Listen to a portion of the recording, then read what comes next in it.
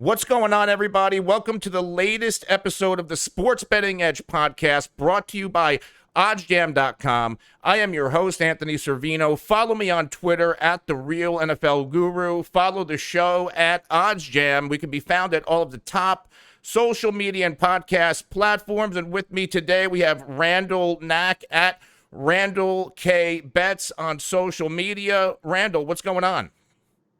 Oh, not a lot, man. I appreciate you bringing me on, ready to talk some week 8 in the NFL and see if we can find some player props in the plus EV section. I think we had a pretty good week last week. If you tuned in on Sunday, a lot of those props that we talked about got home. So hopefully we can give some more winners and break down a couple games. Yeah, so let's get into it. What I'm going to do, guys, for those watching live or watching on the syndicated YouTube part of this, I'm going to go to the Plus EV betting page that you can find over at OddsJam, and you can sort everything out by the EV percentage, the date, and I'm going to go sort by date and scroll down to Sunday, which is the 31st, Halloween. And we're going to see the first EV betting opportunity that pulls up is for the Buffalo Bills-Miami Dolphins game. It's a Tua Tagovailoa rushing yards total set at 10.5. The play or the plus EV play minus 114 at FanDuel. The OddsJam perfect line has it set at minus 148. And this is a game against the Buffalo Bills, one of the better defenses in football. Josh Allen owns the Miami Dolphins, and I expect the Buffalo Bills to get out to a heavy lead. And Tua's going to have to do what he has to do to find ways to keep up and put points on the board. Randall, what do you think of this one? Yeah, I think you're spot on. I mean, it's going to be a game where, Miami could definitely find themselves trailing. I think this game's interesting. Buffalo took it to them last year in the final week of the season and, knocked them out of the playoffs. So, ruined their playoff chances, I guess. They, didn't make the playoffs after getting destroyed in that game. And, I think that there's some revenge maybe for Miami. But, I agree with you. I think that they're going to have to Tua's going to have to do whatever it takes to, keep this game close or find a way to win. So, I would look at the over probably in that spot. I'm not sure what he's done, these last few weeks as far as rushing goes. I know he's obviously been out with the injury that he had. So, we don't really have a true, gauge of what he might be capable of or what the, stats may be, average wise, but I would look at the over here, for sure. Yeah, I like the over here as well. Just because when you're in a negative game script like the Miami Dolphins are going to be facing, Tua's going to be scrambling. This is one of, if not the best defense in football, and Tua's going to have to take off quite a few times. And this might be one of the final games that we see Tua perform as a member of the Miami Dolphins with the trade deadline approaching, and Deshaun Watson could be finding a new home in Miami. Our next plus EV betting opportunity. Here's one. Matthew Stafford, his touchdown pass total under 2.5 is a play, 4.4% plus EV return, and Matthew Stafford has been hot. And I think we're getting to the point where Sean McVay might want to minimize how much he has to utilize Matthew Stafford and the playbook. Like last week against the Detroit Lions, Matthew Stafford didn't have to have the game he did. I just think that maybe Sean McVay and Matthew Stafford, they had that revenge game narrative. They wanted to show that, hey, I made the right choice by bringing Stafford in and moving on from Jared Goff. But this is a game against the Houston Texans. The Texans, their secondary isn't terrible. And a lot of it is because you can run the ball down their throats. So I actually like the under here on Matthew Stafford's touchdown passes, minus 135 at DraftKings, a 4.4% plus EV return. Yeah, I think you bring up a lot of good points there. This offense, can be, as explosive as it needs to be, and we may be reaching a point in the season where, McVay's not pulling all the tricks out of the bag, so to say. And yeah, I mean, this is a game that, the Rams should dominate from start to finish. I mean, it's not going to be a game that the Rams have to pass in. They ought to be able to run the ball against this Houston defense, and find themselves in a situation where they're playing keep away maybe, or just not giving the Texans the ball back. I mean, obviously Davis Mills is not anyone to to be concerned about, but I could see Goff maybe throwing 2 touchdowns in the first half, and you maybe see a heavy dose of the run game in the second half, and even when they get into the red zone, in the second half, look to run the ball more. I think that number is spot on. I really think that it lands in that 2 or 3 range, and I would lean more to it landing 2. So yeah, I'd take the under here, under 2.5 touchdowns for Stafford. Our next one, we're going to go to the Cincinnati Bengals New York Jets matchup, 3.6% plus EV wager here. The play is on the under, minus 115 odds at Borgata and BetMGM.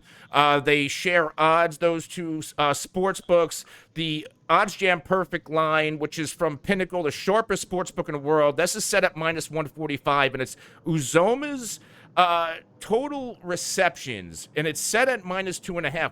Uzoma has actually been one of the hottest tight ends in football, but he doesn't get a lot of targets. Like, unless he scores, like coming from a fantasy football perspective, unless Uzoma scores, he's not getting those reception totals as you would expect. But 2.5 is kind of light. I actually like him to maybe just go over 2.5 to 3. Yeah, I could see making a case for 3. I mean, he had a monster game last week. I mean, man, it seemed like this guy was open every single time. The Bengals threw a deep pass. I believe he had 2 touchdowns, and it just seemed like this guy was running free. I think this is a game here, for the Bengals, back-to-back road games. This could be maybe a get in, get out type of game. Where they maybe lean a little bit more on Joe Mixon. But I mean, I think this offense is, has the firepower to, put some points up. And yeah, I mean, after his game last week, Jamar Chase is obviously a favorite target of Burrow, as we know from their days at LSU. And, we've seen that early on in their young careers. But, yeah, I mean, I would have to probably look at the over here. I think, like you said, maybe it lands 3, but yeah, I would think the value is definitely, on the over, and we see that with the, OddsJam Perfect Line as well. 2 things before we move out of this game. I always like to say that in order to hit the over on reception totals or even yardage totals, but more so receptions, you need the opportunity. And yeah, CJ Uzoma, he's had double-digit PPR fantasy points in 3 out of his past 4 games. But in each of his past 3 games, and actually every game but 1, he's had fewer than 3 targets. So he would need to go with 100% catch ratio to get this bet. So the under here really is tempting. It's just, I guess fortunately for the Bengals, unfortunately if you like the under, he has caught 3 of 3 targets in each of the past 2 games. He actually hasn't dropped a pass in 3 games. Yeah, and like I said, he's been. I mean, it seems like nobody was even covering him last game. So the Jets. I mean, they are what they are. I will say, this game worries me a little bit. If you're looking to take the Bengals in Survivor, and taking them minus the 9.5. I mean, it's hard to back the Jets, but this is a spot in the NFL. I mean, the Bengals scored 41 points on the road. They had not beaten the Ravens in quite some time, and I guess maybe I say quite some time. I think they were 0-3 against Lamar Jackson. And so it's one of those games that is it an emotional letdown, kind of a letdown spot here where you are playing the lonely Jets. I'm not sure what the status is on Zach Wilson, and I'm not sure that matters either. But it's a spot I think to to be very careful with. I think that the Bengals and the Chiefs are going to be your top two survivor picks, and I really have a suspicion this week that one of these teams goes down. I'd like for the Bengals to keep winning. I really like this team. I think that they're a solid squad, but this may be a spot that a little bit inflated, and maybe just a flat spot. After beating the Ravens, a team that has owned them in recent years. So You really see, I actually picked the Cincinnati Bengals in a couple of survivor spots, and I like where you're going with this. This could be a letdown, but do we trust Mike White? I can see if it was Joe Flacco, who's been there before, but Mike White. yeah, I mean, like I said, this would be. If I had to pick, I'd lean more to KC losing just because they've looked so bad this year. I mean, this Bengals teams look great.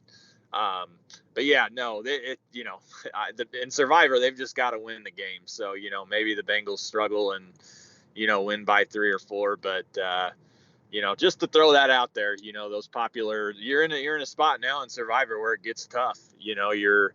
You're in week 8 and you've used probably a lot of good teams, up to this point. And, for those of you that are listening in, I was actually eliminated in Survivor week 1. I took New England and I was out in the contest I was in, but I really like Minnesota this week for Survivor. I think that's kind of an under the radar play.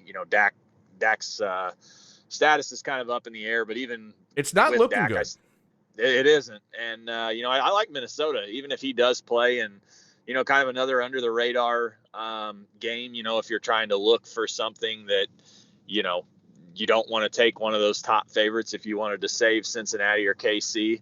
I really like Indianapolis as well. I think that, there's been a lot of line movement towards the Colts in this game. The Colts have the number 1 defense when it comes to stopping the run. I understand that. Tennessee is coming off of wins against Buffalo and Kansas City, 2 big wins. But, I look at that line and, they beat the Colts a few weeks back and now the Titans are an underdog. And I think that I think the books are telling you here what's going to happen. And I think this Colts team, they seem to kind of be getting some things figured out here in the recent weeks. They look solid against the Niners. And, so I think those are 2 kind of under the radar, games to look at for Survivor. I mean, obviously, I know a lot of people like to, take those heavy favorites, but, those might be 2 teams to keep your eye on. I like where you're going here with the Colts. Last year, Ryan Tannehill, or the past 3 or 4 meetings, it looks like the Titans are 3-1 against the Colts. But these were Colts teams with Jacoby Brissett and Phillip Rivers. And Phillip Rivers was all right. But I like Carson Wentz. Carson Wentz, former number 2 overall draft pick. I think he just hit a brick wall in Philly. And now that this running game has gotten going with Jonathan Taylor, like everybody's talking about what Derrick Henry is doing, Jonathan Taylor is really making a big splash in recent weeks. And Carson Wentz, the biggest beneficiary of it.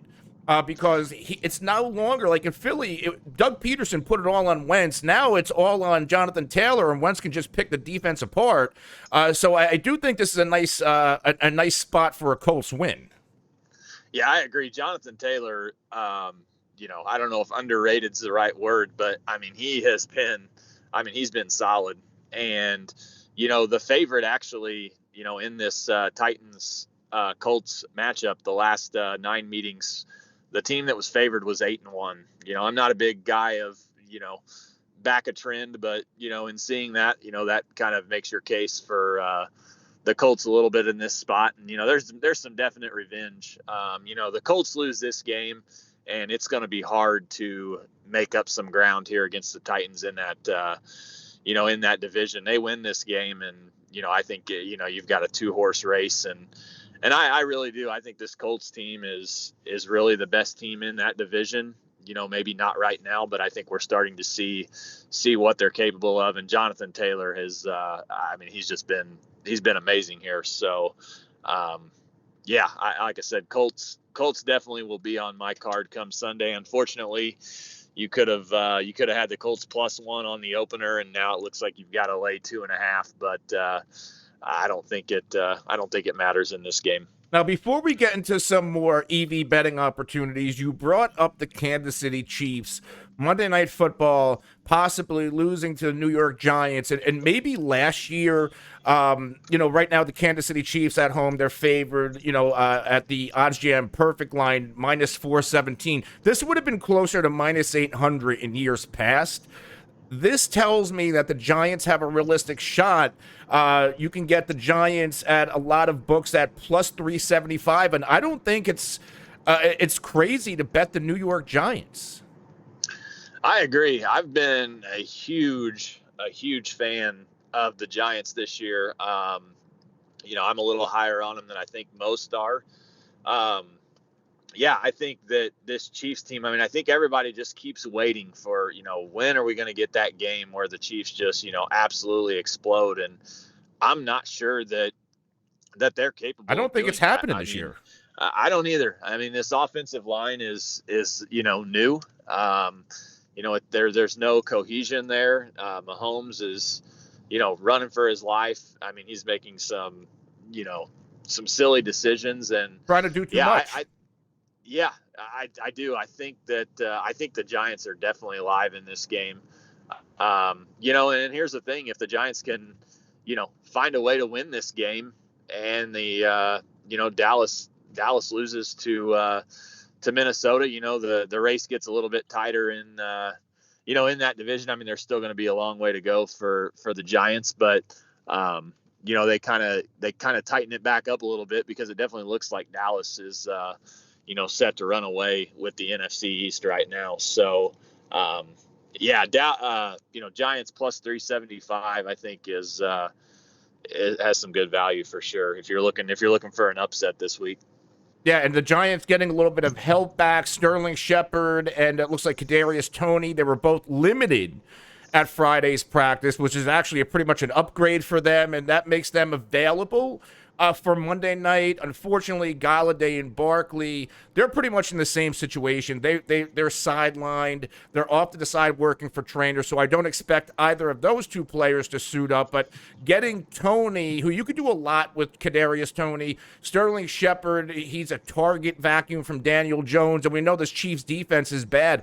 Like, I don't know. I would call it a gut feeling that the Giants, it's going to be a hell of a lot closer than the point spread.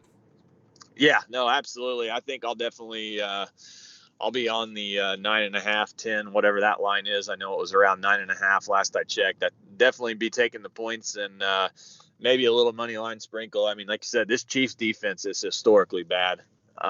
There's no other way around it. And the main lines are at 9.5 and 10.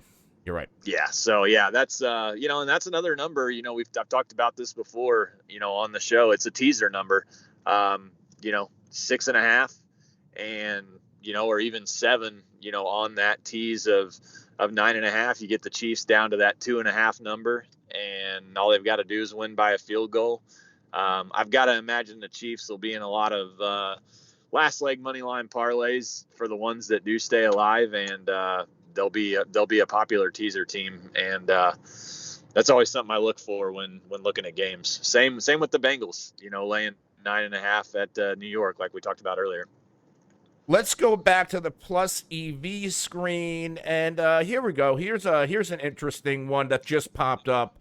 The player passing attempts for Mike White. We talked about Mike White a few minutes ago in the Cincinnati Bengals game. Now, in this same game, Corey Davis, the number 1 wide receiver for the New York Jets, he developed a hip injury at some point this week, popped up in the injury report, is not expected to play, so the Jets' offense is going to be even more shorthanded. But you would figure 33.5 passing attempts in this game. Cincinnati should blow this game open. Do you think that's a lot for an inexperienced quarterback? Or do you think, it's -110 at DraftKings, -140 OddsJam perfect line? Is this something you would take? Because I'm very, very interested in this one. Yeah, I think I'd be a little hesitant to take the over. Like you said, you make a great point. This is a game they're probably going to be behind in. But I don't know if they, can you trust him to throw the ball 34 Well, times? he threw it 32 times in like 3 quarters last week.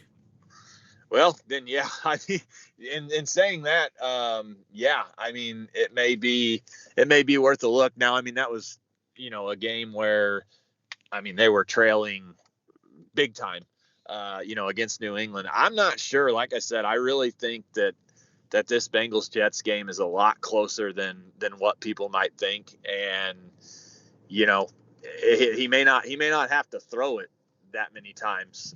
If they can control the clock a little bit with the run game, so that's an interesting prop. Like I said, just based on what I think will happen in that game, where it's a little bit closer than maybe people expect. I would probably have to look at the under in this spot, but the numbers that you revealed in 3 quarters definitely point to the over. But I think that you also have to point out the fact that they were trailing by 20 plus a majority of that game. So passing had to be the number one option. Yeah, and even like the Jets this season with Zach Wilson, from back in week 1, he threw it 37 times, 33, 35, 34, 32, and then last week combined 42 passing attempts, which was a season high for the New York Jets. I like the over here. I don't know. I think I'm more bought into the Cincinnati Bengals than I think most. This is a really good football team. They did let everyone down in week 2 or 3 against the Bears. That was a game where Cincinnati should have won but didn't. But since then, this team is firing on all cylinders, and I do think the Jets are going to have to throw a lot this week. So I think it'll hit it'll be close. It's either going to go under by 1 or over by 1, and I'm going to lean the over. Yeah, and that Cincinnati game against the Bears that you brought up, I mean, that was a scheduling spot that I look at a lot when looking at NFL games, where the Bengals were probably looking a little bit ahead to the Steelers next week, and the Bears had been flat out embarrassed on Sunday Night Football against the Rams. So kind of throw that game out. But yeah, I'm with you. I think the Bengals team is solid. I think better than most think. I just think that younger team, younger quarterback. Maybe this is a spot where celebrate a little too much in your victory over the Bengals and look past the Jets maybe just a little bit. But we'll see come Sunday, and that's why they play the games. Here's a nice one here, and I'm gonna throw this question at you. Like, what is your threshold? Like, here's a plus EV bet, a 5.45% return of expected value. The OddsJam perfect line minus 268. But it's minus 180 at Caesars. It's for Pat Fryermuth's over total receptions of 2.5. Do you take these odds where you have to lay a lot to win, for not that much of a return with these plus EV bets? Yeah, so for me, when looking at that page, I've talked about using handicapping angles, when doing that. I like to, focus somewhere around the 2 to 6% range with, the main lines and spreads. I rarely do the player props. I think if you do the player props, there can be some more variance. But as far as, how much juice, I like to have involved, I'll lay up to, minus 140. And, I like to get plus 150 kind of as my ceiling on the take back. So that's kind of the threshold that I look at. So this would be one that, I would keep scrolling past and, and not bother playing in this particular case. Yeah, because, and this is another great thing about OddsJam. If you're new to OddsJam and you might be wondering how much to bet, there's a little calculator, and I have it pulled up. You click on a calculator. It'll actually suggest how much of your bankroll you should be laying, the win percentage of the bet. So there's a lot of great things that OddsJam does for you, and if you follow the process, 9 times out of 10, you're going to be profitable at the end of the day. But yeah, I think it's a near lock, barring injury, that Fryermuth hits this over. But again, at the minus 180, odds, I just don't know if it's worth risking. Yeah, it's definitely, it's definitely a riskier play, based on those odds. And, I like to limit my risk, when betting. So, that's kind of my angle. But yeah, I mean, the value is definitely there. That just becomes, kind of the decision of the sports bettor in that particular instance.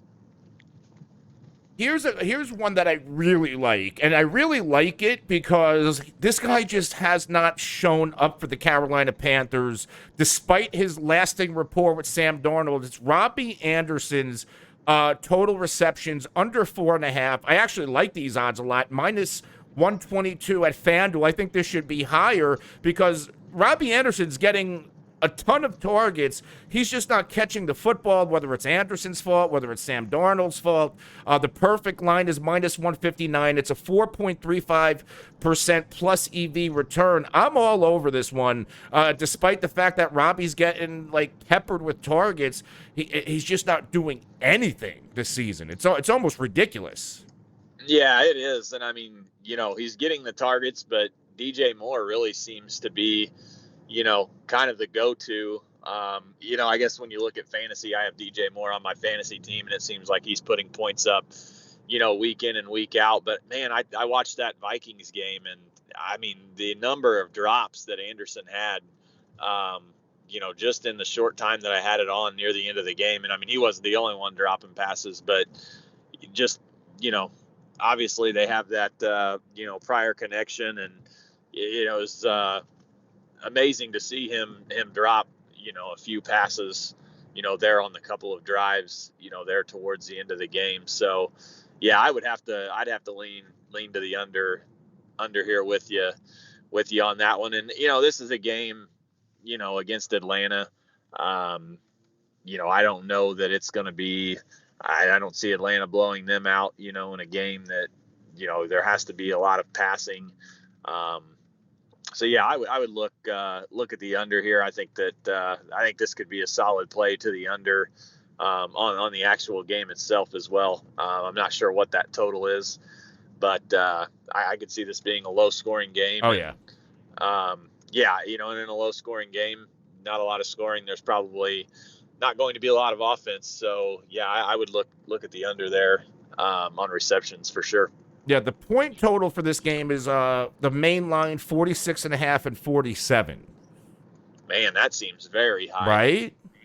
Yeah, that's actually a little bit scary. I was said I haven't looked at that total. I figured it'd be somewhere around 43, 44. Right. No, it's because Carolina's offense hasn't done anything in weeks since losing CMC. Yeah, no, they sure haven't. Yeah, that's. Whew. Man, that's almost inviting you to take the under, which is a little bit scary. But yeah, I think the under here, it might be as easy as it looks in this particular spot. Yeah, I'm with you on the under there and the under on Anderson's reception totals. He only had one game this season where he went over the 4.5. Every other game, fewer than 3 receptions. And this is a crazy stat. Robbie Anderson has 18 receptions and 49 targets. That's insane, and I would love to know the number of drops. In that Minnesota game, I mean, it was mind blowing to watch. A few of them just right in his hands and just, flat out dropped it. And these were not difficult catches. He had a career year last year. Yeah. With Teddy Bridgewater. Yes, he did. Yeah. Let's see. As far as drops, he has 5. He's credited for 5 drops this year, and that's 6th most amongst wide receivers in the NFL. Yeah. So he's up there in drops, and yeah, he's getting the targets. So you could make a case for the over because the targets are there, but he's not producing. The stats say that. Week in and week out. So yeah, under 4.5 definitely has some value. Let's we have a few minutes left. Let's get away from the player props, and there's some point total plus EV wagers here. And there's a 3.65% plus EV return on the Seahawks Jaguars total points. BetMGM and Borgata have the over minus 120, over 43 points in this game. I think that's a trap. Yeah, I agree. Where are the points coming from? I don't know that, Geno Smith. The Saints defense is pretty solid. But they were not able to do anything. I'm still not sold on Trevor Lawrence. I think that, they're coming off of the London game, obviously with a bye week in between, which I want to point out teams off of the bye last week were 0-4 against the spread. So just something to maybe keep in mind this week, where we're going to continue to see that, to see if that's maybe a trend that develops this year. But I think it'd be very hard to take the over in this game in that particular spot. And I think that, there could be some turnovers, which if you get turnovers, that could lead to some shorter fields and, obviously more points being scored. But I'd have to look at the under in this one. I don't know that I could take the over 43 there. Yeah, I think there's going to be a lot of unders this week with some of these matchups. Like another one here, it's the first half total points in the Bears 49ers game, and it's dangerously low to take the under. But at Score Sportsbook, that's the play at a 2% plus EV bet. Under 20 points, 49ers Bears, two offenses with a hell of a lot of question marks at quarterback, underperforming pass catching weapons on both sides, two defenses that will show up against the bad quarterback. This could be another one of those really low scoring games. Yeah, I could definitely see that. I was actually I was hoping that Matt Nagy might not be calling this game with the COVID issues, but it appears that he's going to be back. So with him in the him in the fold, I would say that you're going to continue to see some very vanilla offense, and you're going to see the Bears play solid defense. And you mentioned this Niners defense, has been solid as well, and I think they might be a little bit underrated. Kind of hard to put any stock into that game last week with the rain and the wind and the slop that was. But I would look. That number is low. You'd like to be able to get 21 and a half, but I would have to look. I'd have to look at the under here as well. Now, traveling to the Saints-Tampa Bay game. This game, I believe, is in New Orleans, correct? That is correct. That is, was it you? I talked about the Tom Brady touchdown splits, where he's thrown for 18 touchdowns. Like, it's either 18 or 19 at home this season and, 3 on the road. Yeah, I think this Saints game, I know I'm a Saints fan, and I know this team pretty well. This might be the most intriguing game on the board. I love how bad the Saints looked on Monday Night Football against Seattle. They obviously got the win. I love how bad Winston looked. And he's not been great this year. Let's just be honest. He's not performed well. He had that great game against Green Bay, but he did not throw the ball, all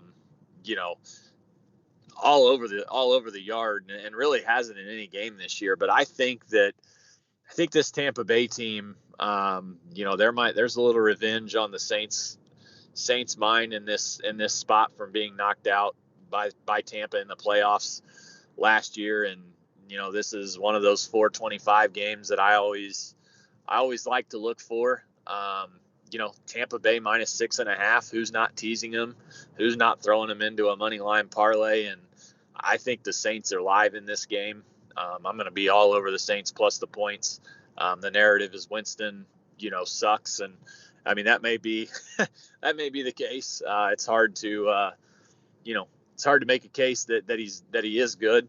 But he's going against his former team as well, and another thing I like in the NFL, teams scoring a bunch of points at home and then going on the road the next week. We saw it when Tampa blew out Miami. They went on the road the next week to Philly. struggled a little bit, 35-3 last week, I believe it was, against the Bears. I know they scored 35. So I think that this could be a spot to back the Saints in this game, and I'm with you here, and I'm a big Brady guy, and I like what he's doing in Tampa Bay, but his home road split scares me. And also last year, they played in 3 games. The Saints won both regular season games convincingly, and they did. Brady didn't top 239 passing yards in any of those 3 games, totaled 4 touchdowns, and threw 5 interceptions just in a regular season. Yeah, and I think this is a game where we're going to see the full playbook from Sean Payton. I think there might be some trick plays, and I mean the dome I think is going to be rocking. The Saints they came off the bye last week out to Seattle, and I think this will be their second home game. They played the Giants, and then that now they're heading back home. I think that this is a great spot to back the Saints. I'm a little hesitant. I'm actually 6-0 on the Saints games this year when picking them against the spread, and I've actually only personally bet 2 of them. So it's a little scary here. I wish I would have bet all 6 of them, and could have that going into this game. But yeah, I know this Saints team very well. Been a fan of them for years, and yeah, I think the revenge from last year being knocked out of the playoffs, Drew Brees obviously is gone, but I think that revenge is there. And the Saints are starting to get some guys back on the defensive side of the ball, and I think that Peyton will have a game plan ready. He's got Mark Ingram back, and he knows the playbook. Yeah, I think he'll be back, and they'll be ready to go. So now, are you backing the over or under? We're going to close with this. There are 4, it looks like 4+ EV bets that are all on the under, ranging from 50.5, 52, 51, and 51.5, all with 3.9% plus EV returns or higher. 2 of the 3 games, there were more than 50 points scored last year. And then we had the 1 game, which was a Tampa Bay home game, where there was 41 points scored. Do you like any of these unders, any of these plus EV bet unders? I would probably play it safe and take under 52, which is a 4.98% plus EV return, minus 135 at Brigada BetMGM, and the the OddsJam perfect line, minus 165. Yeah, I mean, as I said earlier, I think you're going to see some trickery here from Peyton. I don't know that leads to the Saints scoring a bunch of points, but I think if they cover this game, it's going to have to go under. I think there's a correlation to, Saints in the under. If you're looking to do a same game parlay, I don't see them winning this in a shootout. So yeah, I would look at the under 52 there as well. Yeah, I'm really intrigued by that same game parlay with the Saints in the under. There's no Antonio Brown. Gronk might play, and we know Mike Evans, for whatever it is. I know Marshawn Lattimore hasn't exactly played like the elite corner he was 3-4 years ago, but he shuts down Mike Evans almost every time they play. So yeah, I think I'm with you on the Saints here. But this was another great episode, Randall. Thanks for joining me. Tell everybody once again where they can find you. Yeah, so you can follow me on Twitter at Randall K Bets, like you mentioned earlier.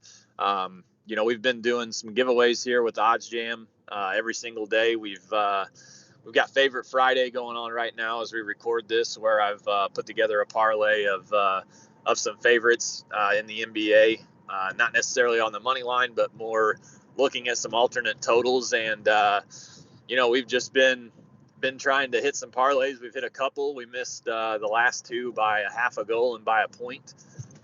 So doing those parlays, trying to give away some money and give away some parlays that are cashing as well. And I'll just go ahead and throw this out as well. I'm looking at a game on Sunday in the NFL. I will tweet this out tomorrow morning sometime.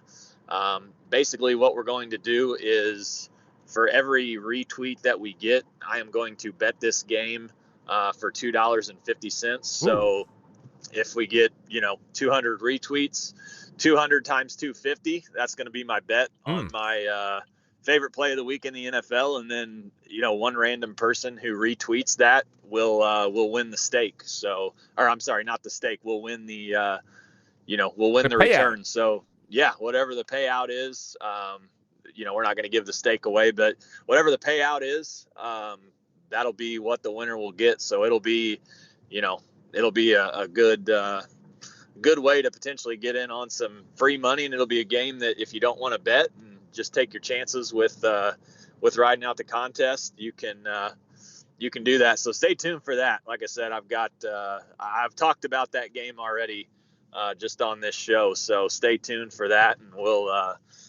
we'll get that out Saturday morning and hopefully generate some excitement. And hey, I'd love to see 500 retweets on this tweet and give away some good money. So yeah, OddsJam is always doing these awesome giveaways daily. If these bets hit, all you have to do is engage and retweet.